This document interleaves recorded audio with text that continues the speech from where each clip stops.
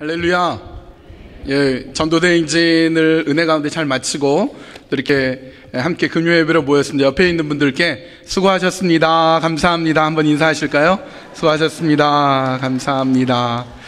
예, 오늘은 전도대행진 그 이후라는 제목으로 우리 말씀을 함께 나눴으면 좋겠습니다. 지난 8주 동안 전도대행진으로 힘차게 달려왔습니다. 주제가 영혼 사랑의 온도를 높입시다. 그래서 두 가지 온도였습니다. 하나는 기도 온도, 하나는 전도 온도인데, 기도 온도가 12,648.27도, 12,648.27도, 이 만도가 목표였는데 만도를 훌쩍 넘었고요. 전도 온도는 예비신자 온도가 766도, 그리고 그날 실제 온 사람이 115명이 왔습니다. 그래서 5명 이상 전도하신 분이 6명이나 되고요. 3명 이상 전도하신 분도 6명.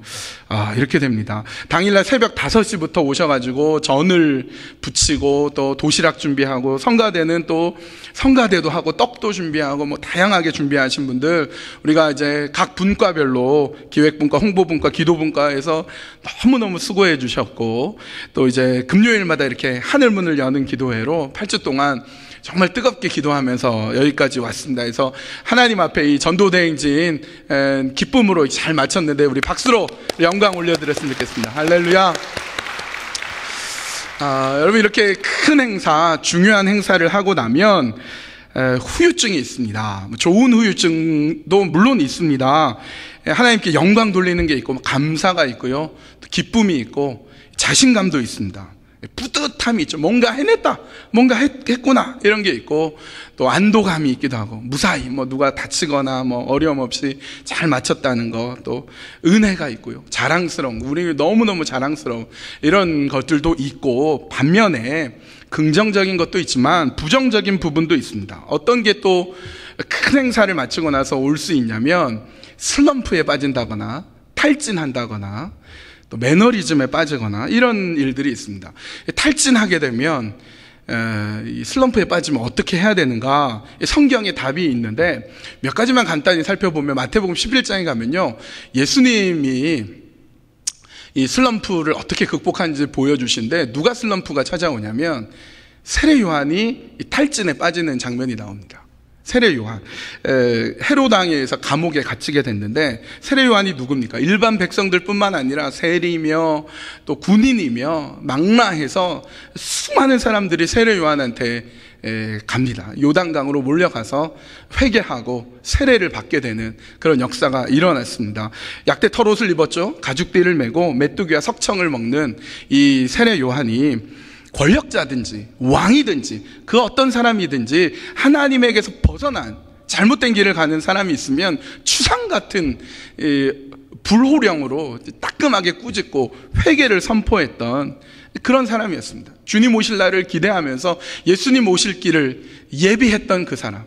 예수님을 만나고 너무 기뻐서 주님께 이제 세례를 주고 메시아가 드디어 왔음을 이제 선포했던 그 사람이 바로 세례 요한입니다. 그런데 그렇게 쓰고, 그렇게 수고하고, 그렇게 열정을 다했건만 결과가 감옥행이었습니다.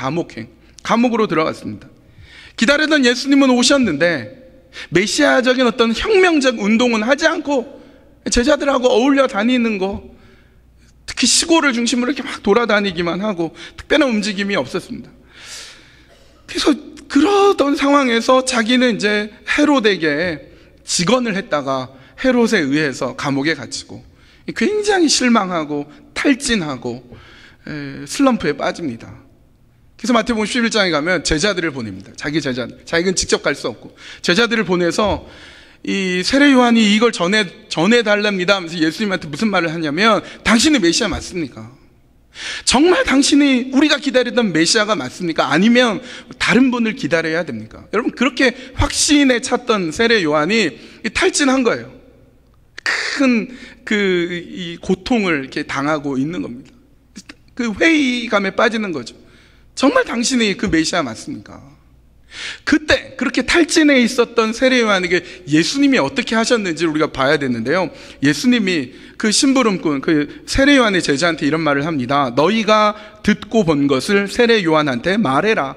눈먼 사람이 보고, 저는 사람이 걷고, 나병 환자가 깨끗하게 되고, 듣지 못한 사람이 듣고, 죽은 사람이 살아났다. 나에게 걸려 넘어지지 않는 사람이 복이 있다. 얘기한 복이 있다. 그리고 나서 그 자리에 이제 제자들, 예수님의 제자들도 있고 사람들이 많이 있었는데, 그 제자들한테 세례 요한에 대해서 얘기를 합니다. 뭐라고 얘기하냐면, 너희들 광야에 갔었지. 다 원래 다 이 세례 요한의 제자 출신도 있고요, 세례 요한한테 대부분 다 갔다 왔거든요. 광야에 외치는 소리 세례 요한한테 다 갔었기 때문에 너희들 광야에 갔었지. 그러니까 거기 있는 사람이 다 끄덕끄덕 갔다 왔죠. 왜 갔니? 광야에 왜 갔니? 갈대를 보러 갔니? 아니면 화려한 옷을 입은 사람을 보러 갔니? 이렇게 얘기하거든요. 우리 성경 읽을 때 이게 생뚱맞습니다. 왜 이런 얘기를, 지금 세례 요한은 되게 탈진해 있고 슬럼프에 빠져 있는데 왜 이런 얘기를 하냐? 근데 예수님이 하는 방식이 그 탈진에서부터 슬럼프에서 빠져나오는 거더라고요. 이 굉장히 유머 감각이 있는 겁니다. 굉장히 재밌는 내용이에요. 어떤 거냐면, 너희들이 갈대를 보러 갔니? 라고 할 때 그 갈대는 굉장히 흔한 식물입니다. 집 앞에도 있고 뭐 뒷산에도 있는데, 그 갈대 보려고 굳이 광야까지 갈 리가 없거든요. 그러니까 거기 있는 제자들한테 너희들 광야에 왜 갔니? 갈대 보러 갔니? 그러니까 막 깔깔깔 웃는 거예요. 무슨 갈대를 보러 가요? 막 그래요. 예수님이 한술 더 떠서 화려한 옷을 입은 사람을 보러 갔니? 이때 더 웃는 거예요. 여러분, 화려한 옷 입고 광야 안 갑니다. 화려한 옷을 입은 사람은 왕궁에 있다. 막 웃는, 배꼽 잡고 웃어요. 여러분 안 웃잖아요. 근데 거기 있는 사람들은 막 웃었을 거예요. 화려한 옷을 입은 그 귀족들, 왕족들은 광야에 갈 리가 없으니까 막 웃어요. 그리고 예수님이 이렇게 말씀합니다. 그러면 선지자를 보러 갔냐? 그렇다. 너희가 선지자를 보러 갔구나. 그 선지자가 바로 세례 요한이다. 아니, 세례 요한은 선지자보다 더 뛰어난 사람이다. 여자가 낳은 자 중에 세례 요한이 가장 큰 자다. 이렇게 말씀을 하고 있습니다. 탈진과 슬럼프에 빠졌을 때 그것으로부터 나오는 방법이 유머 감각이더라고요. 유머 감각. 막 한번 웃는 거, 그게 뭡니까? 나는 거기에 얽매이지 않았다. 나는 거기에 지금 매여 있지 않다. 거기에 지지 않았다. 여유를 갖고 있는 겁니다. 어느 집안의 큰 어르신이 돌아가셨습니다. 굉장히 마음이 슬퍼가지고 온 가족이, 전국에 흩어져 있던 가족이 다 모였어요. 일가 친척들 다 모였습니다. 너무 좋으신 분이었기 때문에 다 슬퍼서 막 울고 막 초상을, 이렇게 장례를 잘 치렀습니다. 그리고 오랜만에 온 가족이 다 모였으니까 기념사진을 찍자. 그런데 다 표정들이 너무 울상인 거예요. 다. 이게 한번 찍으면 이제 평생 갈 텐데, 다 표정이 다 울고 난 그런 표정이니까, 누가 그런 생각을 했어요. 만약 그 자리에 돌아가신 그 어르신이 있다면 뭐라고 했을까? 아마 이랬을 거다. 야, 너희들 여기 초상집이야? 너 표정이 왜 그래? 초상집이잖아요. 근데 이분 같으면 초상집이야? 표정들이 왜 그래? 그랬을 거다. 그랬더니 사람들이 그 얘기 듣고 막 웃었어요. 웃는 그 상황에 사진사가 탁 찍었습니다. 사진이 굉장히 초상집인데 다 이렇게 상복을 입었는데 다 웃고 있는 그런 좋은 기념사진이 찍혔다. 그런 얘기가 있습니다. 여러분, 유머 감각이란 거 어려운 상황에 있어요. 어찌할 바를 모르는 참 고난에 있고 힘듦에 있고 슬럼프에 빠졌고 탈진하고 그럴 때 일부러라도 웃는 거예요.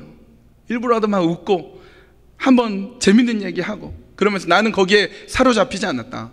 나는 거기에서 얼마든지 이길 수 있다. 웃는 겁니다. 여러분 왜 이렇게 인상 쓰십니까? 웃으라니까요. 웃는 거예요. 여러분이 어려움이 닥쳐오고 슬럼프가 오고 그럴 때 웃는 게 중요하고요. 또 하나는 열왕기상 19장에 엘리야가 또 슬럼프에 빠집니다. 아주 심각한 탈진에, 회의와 갈등에 빠지는 모습이 옵니다. 그런데 놀랍게도 850명의 바알과 아세라의 선지자들과 싸워서 이긴 다음에, 완전 무결한 승리를 거둔 다음에 엘리야가 슬럼프에 빠져버립니다. 850명의 바알과 아세라 선지자 뒤에 이세벨이라는 그 왕비가 배후 세력으로 있었거든요. 그 왕비가 850명을 이겼다는 소식을 듣고 너 말이지 엘리야 너도 죽이겠다 이렇게 위협을 합니다. 그 얘기를 듣고 얼마나 무서웠는지 엘리야가 도망을 치기 시작하는데 이스라엘에서 부엘세바로 도망가고 거기까지 가서도 안심이 안 됐는지 하룻길로 광야로 들어가서 로뎀나무 아래 탁 주저앉습니다. 그리고 엘리야가 기도하는데요, 얼마 전에 그렇게 전무후무한 승리를 거두었던 사람답지 않게 이런 기도를 합니다. 뭐 기도라기보다는 어떻게 보면 넋두리에 어떻게 보면 되게 좀 뭐랄까 푸념 같은 기도를 하는데요, 이렇게 기도합니다. 주여, 나의 목숨을 걷어가 주십시오. 나를 때려가 주십시오. 죽여 주십시오. 저는 더 이상 바랄 게 없습니다. 이렇게 기도합니다. 굉장히 탈진하고 굉장히 슬럼프에 빠져있는 엘리야를 보게 됩니다. 바로 그때 하나님께서 그와 같은 탈진에 빠진 엘리야를 어떻게 건지셨는가? 천사를 보냅니다. 천사를. 그리고 이 엘리야가 울부짖으며 기도한 다음에 이제 피곤해가지고 그늘 밑에서 이렇게 푹 자거든요. 실컷 자게 한 다음에 이 천사를 보내서 옆구리를 쳐서 깨웁니다. 그리고 뜨겁게 달군 돌에다가 구워낸 과자, 이렇게 성경에 표현되어 있어요. 뜨겁게 달군 돌에 과자를 이렇게 구워냈습니다. 굉장히 맛있는 냄새가 나고 막 노릇노릇하고 막 군침이 돈 그런 과자, 그리고 물 한 병, 아마 시원한 물일 거예요. 굉장히 시원한 물. 깨워서 한숨 자고 배도 고프고 그러는데 맛있는 과자, 떡 이런 거 딱 주고 그 다음에 시원한 물을 주고 그냥 먹어요. 배부르게 먹습니다. 그리고 또 자요. 또 푹 자고 그리고 나서 또 깨웁니다. 그리고는 또 맛있는 먹을 거에다가 뭐 맛있는 거 이렇게 줍니다. 그리고 먹고 자고 그랬더니 힘이 나가지고 그 다음에 엘리야가 탁 일어납니다. 40일 밤낮을 걸어서 호렙산에 도착합니다. 거기서 세미한 가운데 하나님께서 만나 주셔서 다시금 사명을 주셔서 엘리야의 시대를 계속해서 열어갑니다. 탈진과 슬럼프에서 벗어나는 방법이 뭐냐? 잘 먹고 잘 자는 거. 잘 쉬면 돼요. 잘 푹신푹신한 침대에다가 편안한 옷을 입고 아무 알람 다 꺼놓고 그냥 푹 자는 겁니다. 푹. 그리고 일어나면 맛있는 거, 신원 짜장면 이런 거 먹는 거예요. 맛있는 거 실컷 먹고 또 푹 쉬고 또 맛있는 거 먹고 그리고는 다 힘내가지고 또 열심히 사명의 길, 주님께서 맡겨준 그 길을 걸어가는 겁니다. 여러분, 탈진한다, 큰 행사를 마치고 지쳤다, 갈등과 회의에 빠졌다, 그럴 때 웃는 거예요. 웃으면서 이건 아무것도 아니야, 더 큰 것도 할 수 있어. 웃고 유머 감각을 잊지 않고 그 다음에 피곤하면 좀 푹 자고 일어나서 맛있는 거 먹고 다시 에너지를 보충해서 주의 길을 걸어가는 것입니다. 그 다음에 또 할 게 있는데 그게 오늘 본문의 말씀입니다. 베드로전서 3장 15절에서 16절인데요 똑같은 본문으로 전도대행진이 한창이던 한 달 전에 3월 19일 날 담임 목사님께서 온유함과 두려운 마음으로 주일 예배 때 이렇게 말씀을 전했습니다. 똑같은 본문인데 그때는 이제 전도를 한참 하는 전도대행진 중간이라면 오늘은 좀 관점을 달리해서 전도대행진 그 이후 우리가 어떻게 할 것인가에 대해서 이 말씀을 가지고 같이 함께 생각해 보겠습니다. 첫 번째 15절 말씀 여러분 보세요. 제가 읽겠습니다. 다만 여러분의 마음속에 그리스도를 주님으로 모시고 거룩하게 대하십시오. 여러분 따라해 볼까요? 여러분의 마음속에, 다시 한번, 여러분의 마음속에 그리스도를 주님으로 모시고, 합쳐가지고 해볼게요. 여러분의 마음속에 그리스도를 주님으로 모시고, 그리스도를 주님으로 모시고. 여러분, 행사가 끝나고 큰 일을 마친 다음에 한숨 돌리고 좀 쉬고 그렇게 하기 전에 점검해야 되는 게 있어요. 점검. 뭐냐? 내 마음을 점검하는 거예요. 여러분의 마음속을 점검하는 거예요. 내 마음속에 예수님이 주인으로 계신가? 이걸 체크해 봐야 돼요. 내 마음속에 예수님이 주인으로 계신가? 여러분, 우리 마음이 굉장히 중요합니다. 우리 마음이 굉장히 중요합니다. 전도를 하면서, 전도대행진 하면서 가장 많이 여러분이 한 얘기일 겁니다. 혹은 여러분이 들으신 얘기일 텐데, 전도를 하려고 하니까 시간이 없어요. 그렇죠? 이런 얘기를 많이 해요. 전도하려니까 시간이 없어. 전도하려는데 전도 대상자가 없어. 전도하려는데 뭐 그래도 맛있는 것 좀 먹이고 이래야 되는데 돈이 없어. 전도하려는데 전도할 만큼 내가 건강하지 못해. 이런 얘기들을 여러분이 하시기도 하고 많이 들으셨을 겁니다. 근데 엄밀히 말하면 핑계예요, 핑계. 전도하려고 하니까 시간이 없어. 전도할 사람이 없어가 아니라 정확히 말하면 전도할 마음이 없어. 전도할 마음이 없는 거예요. 거꾸로 얘기하면 전도할 마음이 있으면 다 해요. 시간 없어도 어떻게든 전도하고, 전도할 사람 없는데 뭐 외국인이라도 어떻게든 데리고 오고, 마음이 있으면 다 할 수 있는 거예요. 마음이. 여러분, 마음이 중요한 겁니다. 그래서 마음이 있어야 전도든 뭐든 다 할 수 있어요. 마음이 없으면 아주 쉬운 것도 못하거나 안 합니다. 마음이 있느냐, 마음을 점검하는 게 중요합니다. 그 의대를 공부하는 청년이 있었어요. 한국에서 의대를 공부하는데, 뭐 의학을 공부하는 사람이 얼마나 바쁩니까? 인턴하고 레지던트하고 굉장히 바쁘고, 하루에 뭐 몇 시간 못 자고 막 쪽잠 자야 되고, 밥도 못 먹어가지고 뭐 짜장면 시키면 수술 막 보조하고 나와서 이미 짜장면이 이렇게 떡이 돼 있는 거를 이렇게 들고 막 뜯어먹고, 그 정도로 굉장히 바쁜 그런 생활을 하는 게 이제 의사 수련생인데, 이 의사 후보생, 의대생인 청년이, 한 친구가, 그 여자친구가 대전에 있었습니다. 서울에서 대전까지 80마일 정도 됐는데 못 만나는 거예요. 너무 바빠서 못 만나는데, 이 친구는 꼭 그렇게 바쁜 와중에도 일주일에 한 번씩 꼭 만나더라고요.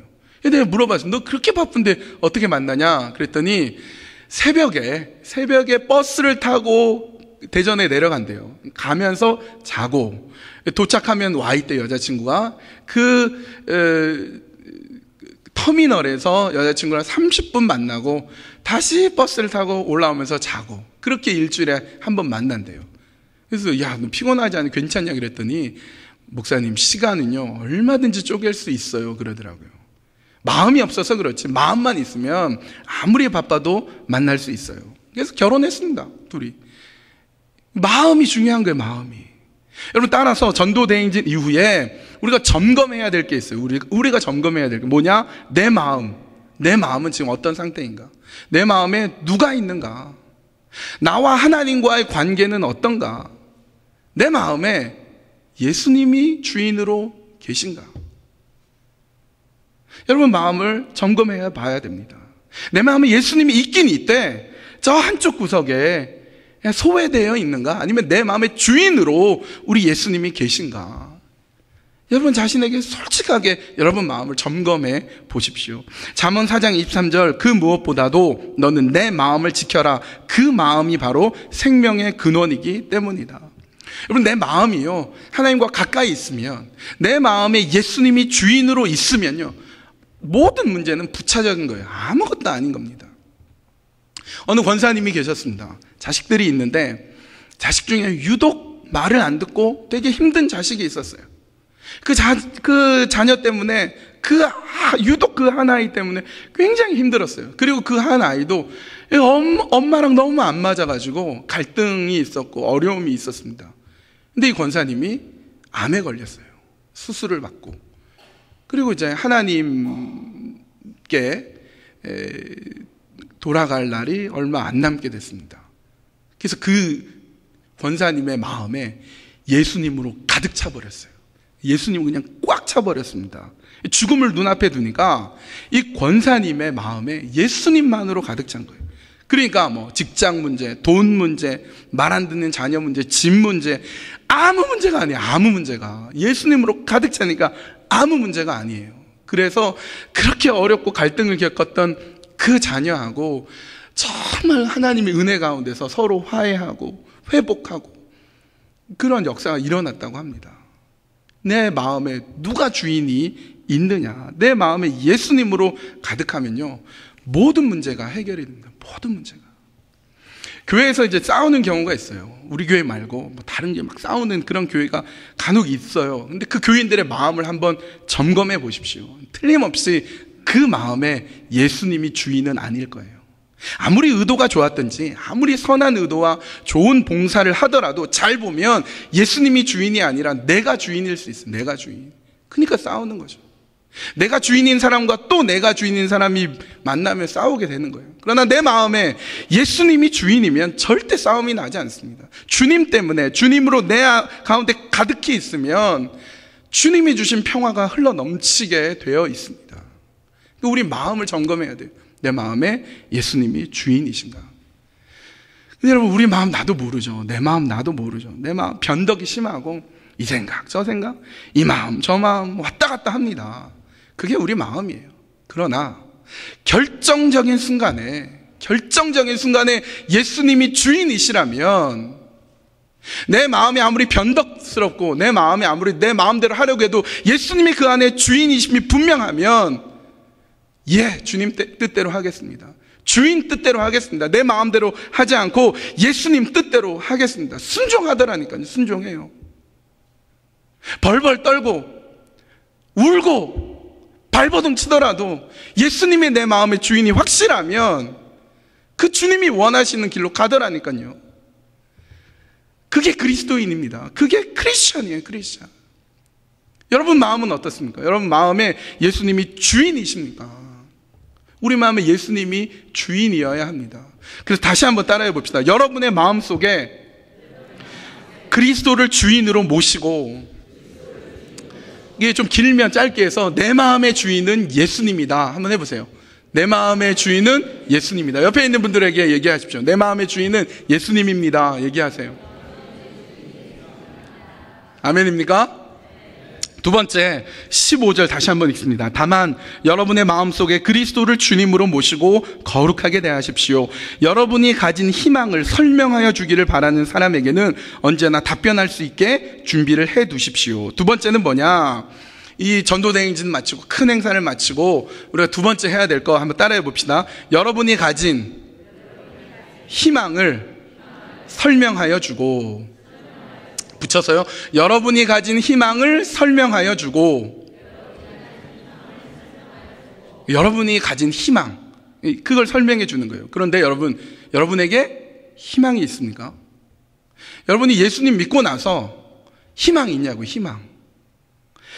여러분에게 어떤 희망 같은 거, 세상 사람들이 알지 못하는, 내가 세상에 섞여 있을 땐 몰랐는데 예수님 믿고 나서 세상 사람들이 알지 못할 그 희망이 여러분에게 있냐 말이죠.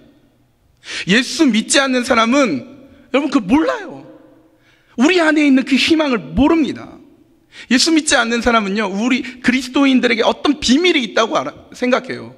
그 비밀이 뭔지 몰라요. 도대체 저 사람들 그 비결이 뭐냐, 저 예수 믿는 사람들 그 희망이 도대체 뭐냐, 그 설명해 달라 그래요. 도대체 뭐가 있길래 맨날 교회 가냐, 도대체 뭐가 있는데 그렇게 교회 가는 이유가 뭐냐 궁금해합니다. 여러분 설명하실 수 있으세요? 제가 군대에 있을 때요, 맨날 교회 갔습니다.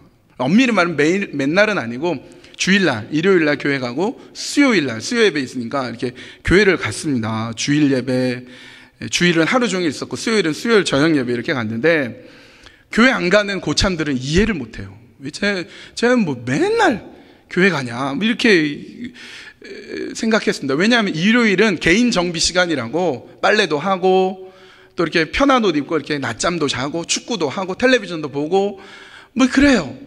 수요일에도 뭐 이렇게 수요일 오전은 전투 체육을 하고 좀 축구하고 좀 쉬고, 오후에 뭐 이렇게 좀 뭐 자기 일하고, 그다음 저녁에 되면 이제 씻고, 그다음 좀 쉬는 거죠. 텔레비전 보고 놀고 그러는데, 저는 전투화 입고 전투복 입고 전투화 이게 끈 다 매고 전투화 닦고 맨날 가는 거예요. 주일날 교회 가고 수요일날도 교회 가고.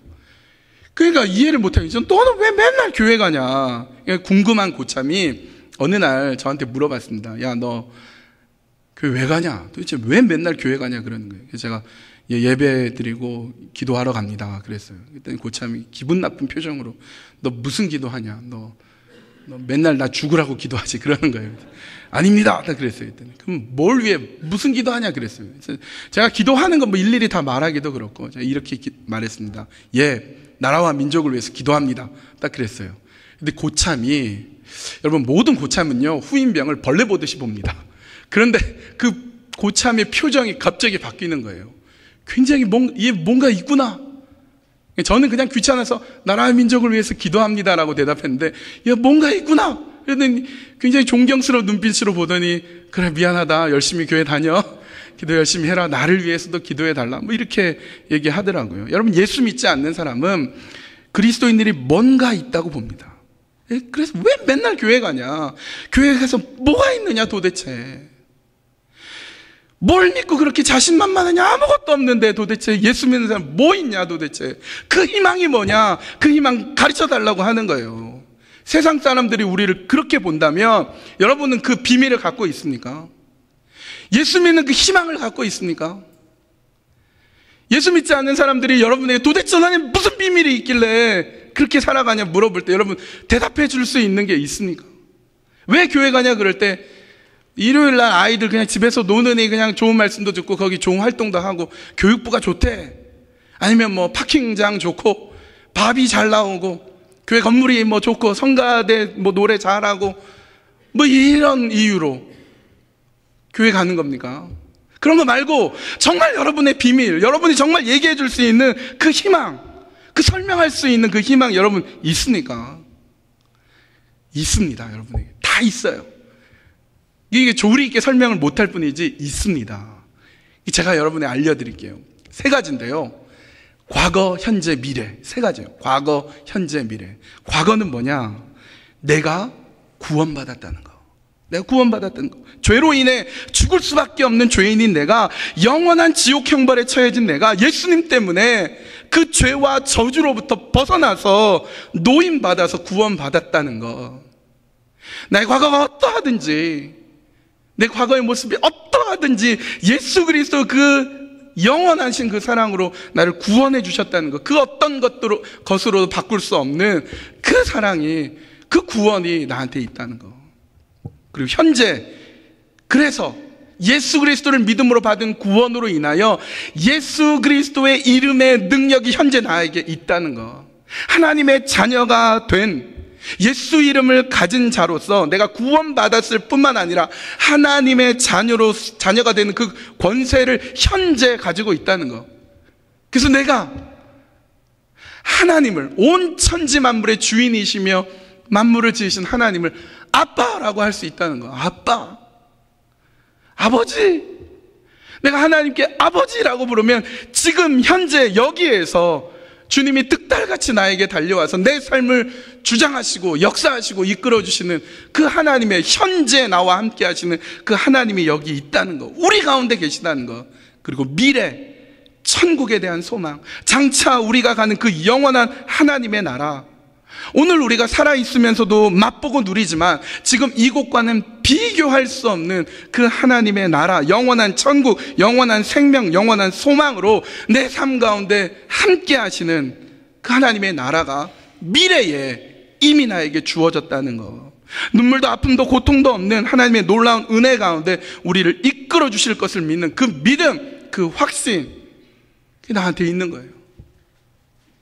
뭐 다 설명하지는 못해도 여러분의 눈빛 하나에, 여러분 표정 하나에, 악수하는 손 한번 붙잡는 그 따뜻한 기운에 깨닫는 거예요. 느껴지는 겁니다. 그 분명한 사실이 우리의 희망인 것입니다. 그 어떤 것도 우리의 희망으로부터 끊을 수 없고 어떤 것도 비교할 수 없는 그런 희망이 우리한테 있습니다. 여러분 천국에 가면요 못하는 게 있다고 한 말씀드린 적이 있는데 2가지가 있어요. 하나는 죄를 못 짓고, 죄를, 천국에 갔으니까 죄를 못 짓고, 또 하나는 전도 못하고. 왜냐하면 다 천국 왔으니까 전도 못하고. 천국에 가면 없는 게 있어요. 요한계시록 21장 4절을 보면 눈물이 없고 애통이 없고 사망이 없고 질병이 없고 저주가 없다. 그리고 천국에 가면 꼭 하는 게 있습니다. 찬양과 경배와 예배를 꼭 합니다. 어떤 사람이 이렇게 얘기합니다. 아니 예배 지겨워 죽겠는데 찬양 별로 나 좀 힘든데 그걸 영원토록 찬양하면 너무 힘들지 않냐. 여러분 여기서 하는 음악과 비교할 수 없는 찬양이에요. 우리가 알고 있는 그 음악, 우리가 알고 있는 찬양하고 수천 배, 수만 배 비교할 수 없는 그런 찬양을 부르는 겁니다. 그런 찬양과 그 예배, 하나님과 아주 깊은 교제 가운데서 예배 드립니다. 이게 얼마나 좋은지 안 가봐서 아직 모르지만 정확한 건, 분명한 사실은 거기 가신 분은 예배 별거 없네, 천국에 갔더니 찬양하는 거 별로야 하면서 돌아온 분이 한 명도 없어요. 얼마나 좋은지 계속 계시는 거예요. 한번 천국 가면 계속 있는 겁니다.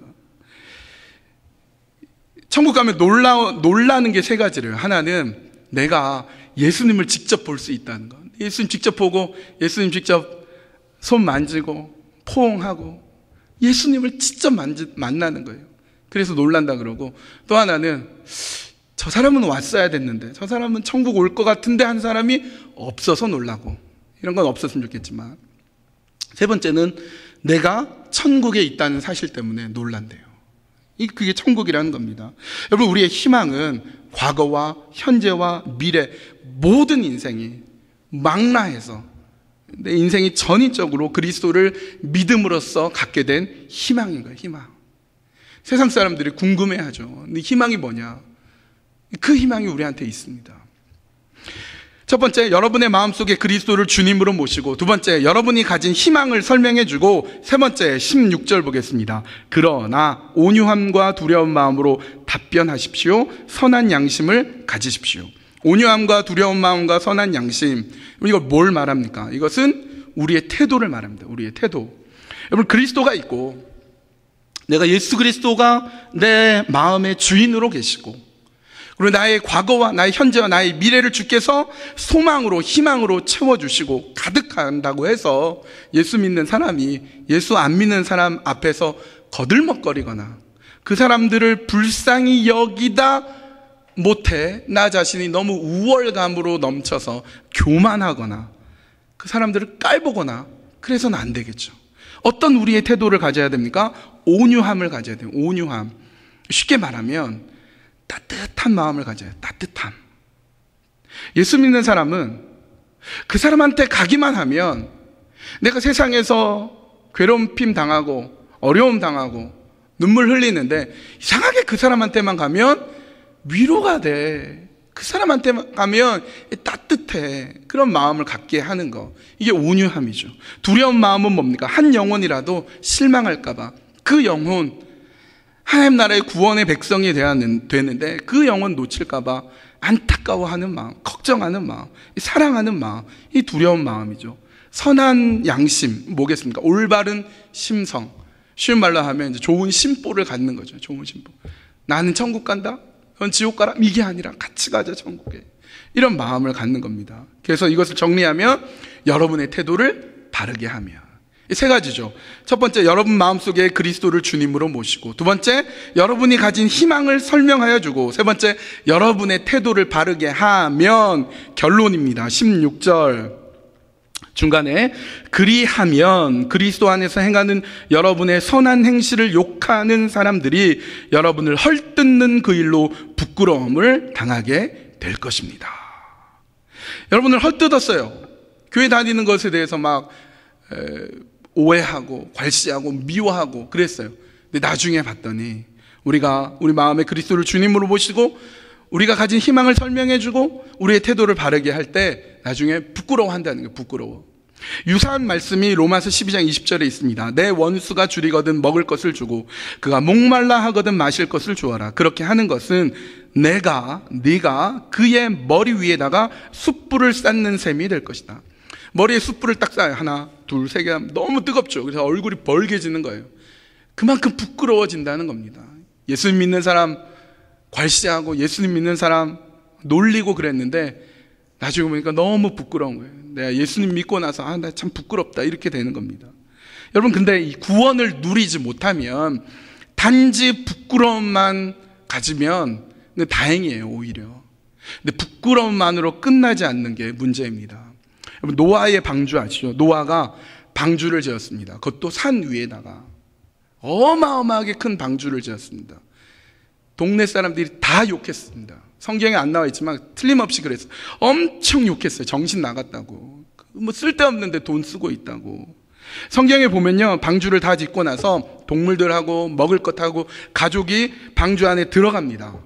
그 다음에 바로 비가 오면 얼마나 좋습니까? 바로 비가 안 오고 일주일 동안 7일 동안 방주의 문이 오픈된 채로 그대로 있습니다. 7일 동안. 그 일주일 동안 아마 노아는요, 평생 먹을 욕을 다 먹었을 겁니다. 사람들이 와가지고 이렇게 크게 지어놓고 봐라고, 너네 다 들어갔는데 비가 오냐고. 비도 안 오고 지금 뭐 하는 짓이냐.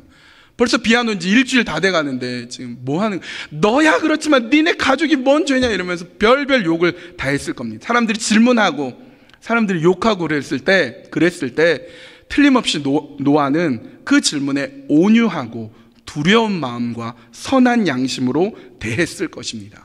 너도 이 방주에 같이 있자고, 너도 같이 구원받자고. 한 사람도 방주에 남은 사람은 없었습니다. 구경만 했지 다 방주를 욕하고 가버렸습니다. 그리고 드디어 D-Day가 됐습니다.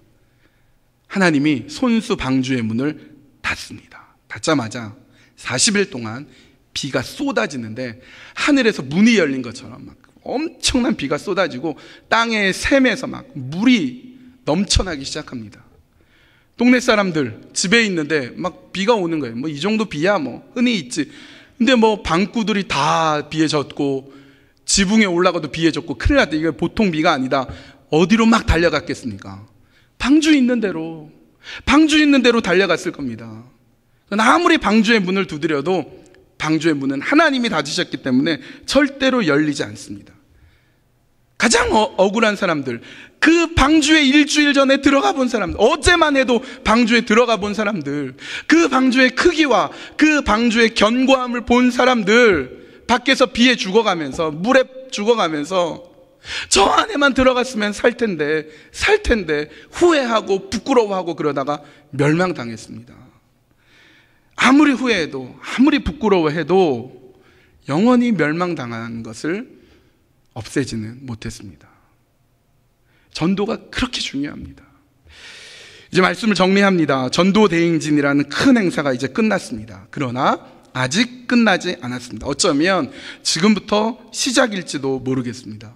전도대행진 그 이후 우리는 어떻게 해야 됩니까?